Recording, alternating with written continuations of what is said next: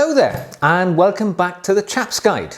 I'm Ash, the curator of this channel, which aims to provide you with life skills, tips and advice to help you on your journey to being the best chap that you can be.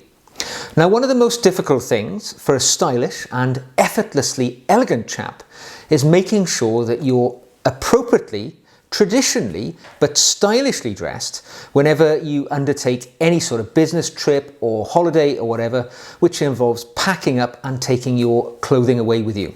It's so difficult to prepare for all of the situations that you'll encounter. I find myself in just such a situation.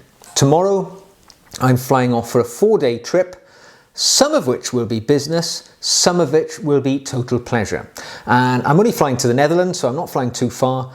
I'm only taking hand luggage, so it's very hard to make sure I remember that I've got everything with me.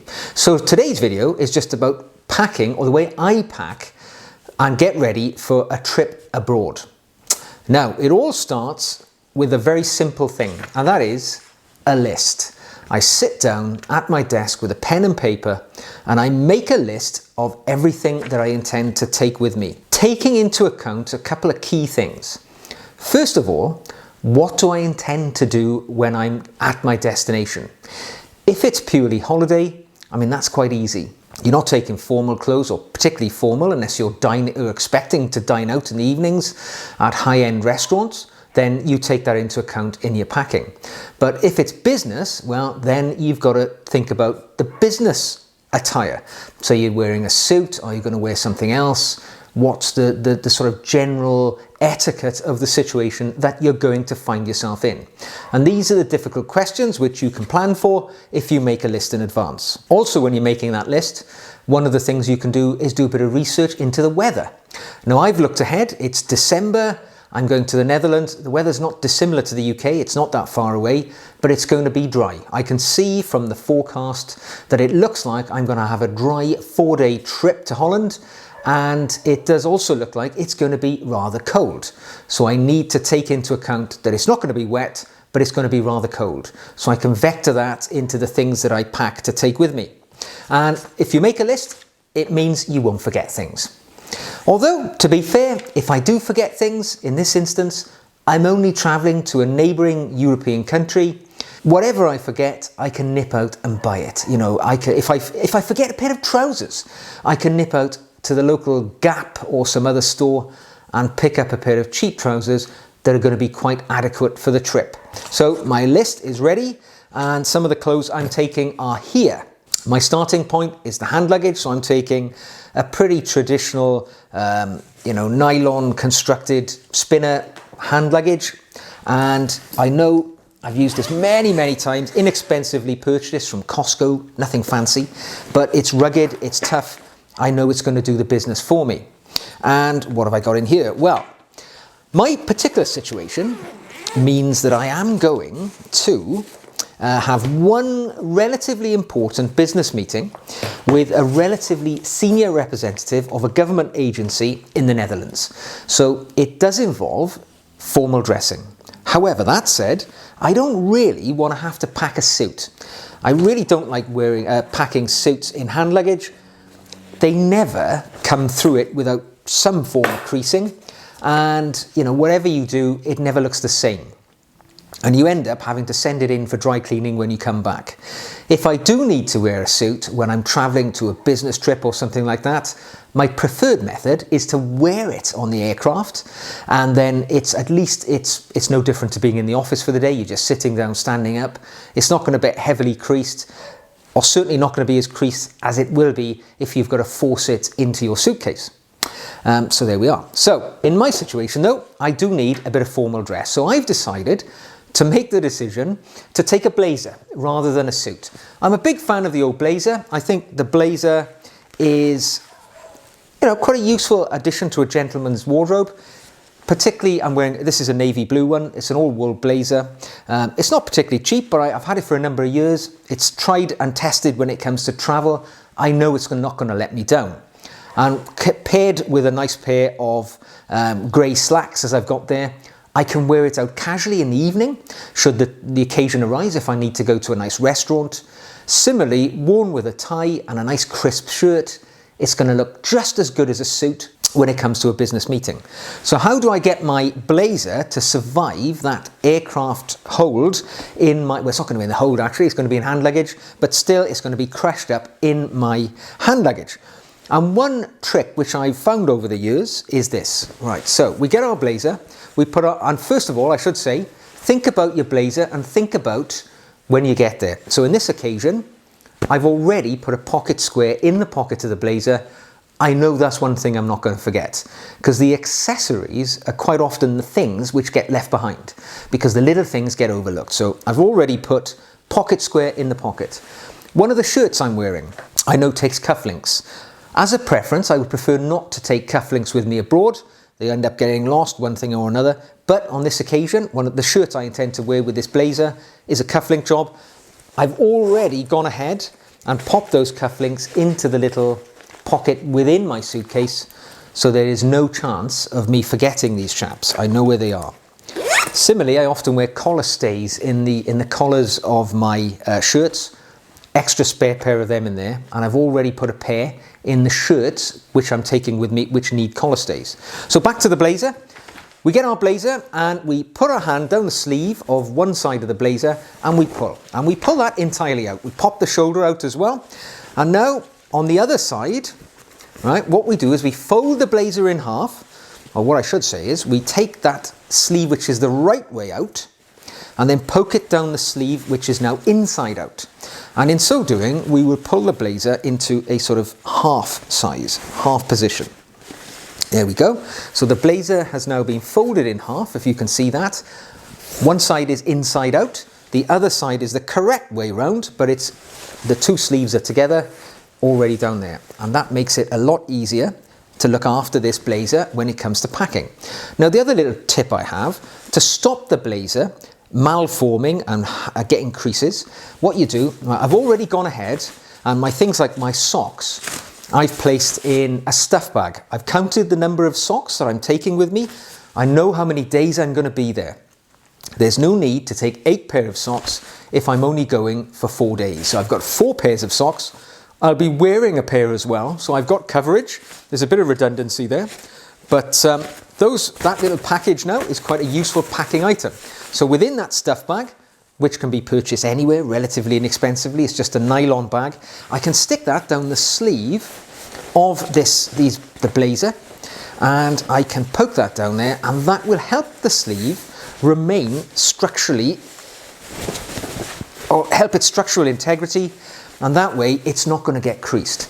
Now the shirts which I'm taking with me, as it happens, this one is ironed, but I haven't ironed the ones which weren't in my wardrobe ironed because they're going to get creased. I'm going to iron them at the hotel when I get there, so no need to worry about that. So I'm just going to fold them in half.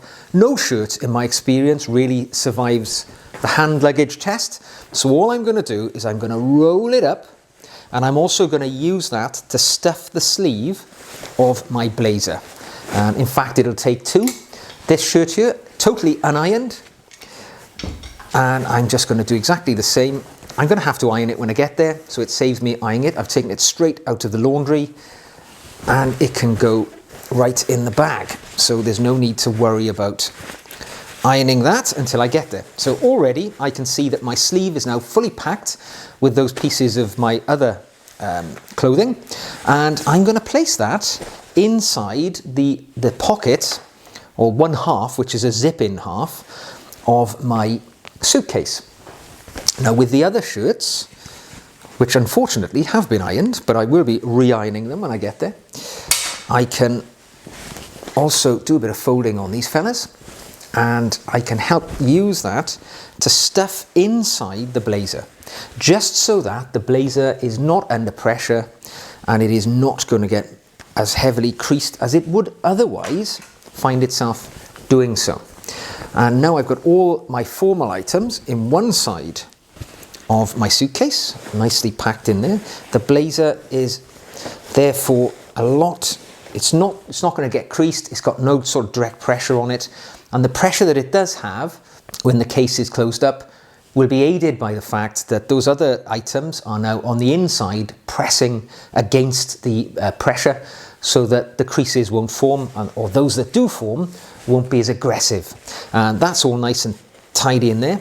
I'm now looking around the table for anything else that I can fit into that side. So accessories, I've already talked about overlooking those. The all-important charging cable for the mobile phone. I can stick that in there, no problem with that. That's absolutely fine. And I'm comfortable with that. That is all nice. I've even got a little bit of room in there in case I need to put anything else in. Now I come to the main body. So I've got my shirt sorted. I've got my formal attire sorted. I'm just going to now pack my trousers. So I'm going to take a pair of trousers. I've already put a belt through this pair of trousers to make sure that I don't forget it, because those accessories do get overlooked. And in my experience, the best way to prepare a pair of trousers for the luggage experience is to roll them. To roll them up, that way you don't get any, it's going to get creased, but it's not going to get horrifically creased. So I'm going to pop that in there. I'm going to place that at the bottom of my suitcase so I know it's nice and ready for when I need it. I've gone ahead and inside this stuff bag I've already placed my underwear, appropriate numbers for the amount of time I'm going to be there, and also my pyjamas, because I like to sleep in a t-shirt and a pair of sleeping shorts. So that's already in there, nicely stuffed in, sorted. No need to worry about that. It's going to be cold. I'm going to be wearing a jumper. I'm going to take a spare jumper just in case that I need it. As I said, got one formal meeting, so I'm taking a tie. Just the one tie, because, you know, I might only wear it the once. If I was going for a host of different business meetings, I would take more than one tie. I would try to wear a different tie every day if I was going to meetings or a conference, because I think the tie, you know, more often than not, you'll be wearing the same suit day after day. But if you can wear a different coloured tie, different shirt, different pocket square, these little accessories will make it appear as if you're wearing a different outfit every day. The interchangeability of these simple items can make a real difference on the impact that you create when you meet people. So toiletries, I keep it to an absolute minimum when it comes to my toiletries. After all, I'm staying in a fairly nice hotel. I know there's going to be, you know, things like wash soap and things like that for showering and all that. So I don't need to take any of that. It's literally toothbrush, shaving apparel, you know, bits and pieces, some painkillers in case I, you know, get a headache or whatever. If by any chance I happen to go out one night and drink too much, highly unlikely, but there we are. And I like a sponge. Never have sponges in hotels. I like to wash with a sponge. So I'm taking my own sponge in its own little bag. And there we go. That is my packing done. Because of my planning, I know exactly that I have taken my blazer, my slacks, shirts, cufflinks, my wash kit, jumper, pajamas, accessories. I'm going to be wearing the outer clothes that I'm going to wear for the time that I'm away. I'm going to be wearing an overcoat, a hat or whatever. But while on the subject of interconnectivity with the clothing, if you think about what you're going to wear and you can choose the colours, it can also really cut down the amount of items that you intend to take. Now, this is a very good example. I'm wearing a navy blue blazer and I'll be wearing grey slacks. So I've decided to take with me a pair of, they're called burnished burgundy, but I would call them oxblood. These are Loke barefoot boots. Fantastic, really warm pair of boots. They've got day-night rubber soles, so they're excellent for the winter. I know it's going to be cold where I'm going, so I want to take a pair of boots.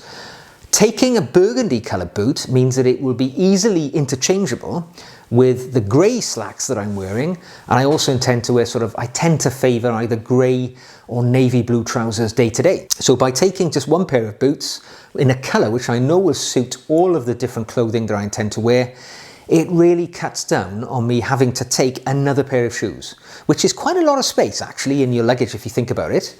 And where I'm going, I know that it's December. I know that the Christmas markets are taking place. I'm travelling to Maastricht for 2 days, then Utrecht for 2 days in the Netherlands. Business meeting in Utrecht, so Maastricht is purely a pleasure visit. It's a lovely city, very stylish, very classy, some beautiful boutiques and independent clothing stores. So if I do see something that I want to buy, or even, you know, it's December, if I see something that I want to purchase as a gift for my family, having that little bit of extra space in your hand luggage just means that you can fit something in. You also want to do some research about your airline carrier. Now, for instance, I'm travelling with KLM tomorrow, the Dutch national carrier. Normally, most European journeys tend to be with EasyJet, Ryanair, one of the budget carriers. They are very strict when it comes to hand luggage. KLM, though, because they're not really a budget carrier, they're more of a national flag carrying airline, they allow you to take hand luggage, but also a second accessory as well. So, a briefcase. In my case tomorrow, I intend to take a camera case because I'm taking my camera away. I'm hoping to get some footage that I can use on the CHAPS guide channel because I don't visit these places very often and they are extremely Chap in their nature. So I'm going to try and get some footage. So it just allows me, again, that little bit of flexibility. I know I don't have to stuff everything in the hand luggage case. I'm not taking a small tripod, the camera in here. I don't have to worry because I can take a camera bag as well. So if you do that little bit of research in advance, you can be a bit more confident about what you pack and thinking about the interconnectivity between the way that your clothes will fit with each other, the events that you're going to. Think ahead to the weather. You can do that research once you get quite close. For me, it's only about 20 hours until I fly. I can see the weather forecast for the next 4 days. It looks accurate. I know I don't have to take a raincoat. I can take a much warmer overcoat. So it just means that little bit of ease of mind that you don't have to take a raincoat and an overcoat or compromise and take the wrong thing. So there we go. So that's really my sort of mindset to packing for a trip. Really, it's about planning, it's about looking ahead, it's about research, and it's about thinking about how things will marry up with each other, the clothing that I take. It allows me to stay stylish at the same time as being very practical when it comes to packing. So I hope that's been a big help for you today. If you've got any ideas or comments you'd like to make, please leave them down below. I'll get back to everybody who does leave a comment. If you've enjoyed this video, please click the like button and don't forget to press the subscribe button as well. And click the little bell icon because then you won't miss any future material that we deliver for you. So thanks very much for listening today, and I look forward to speaking to you again very soon.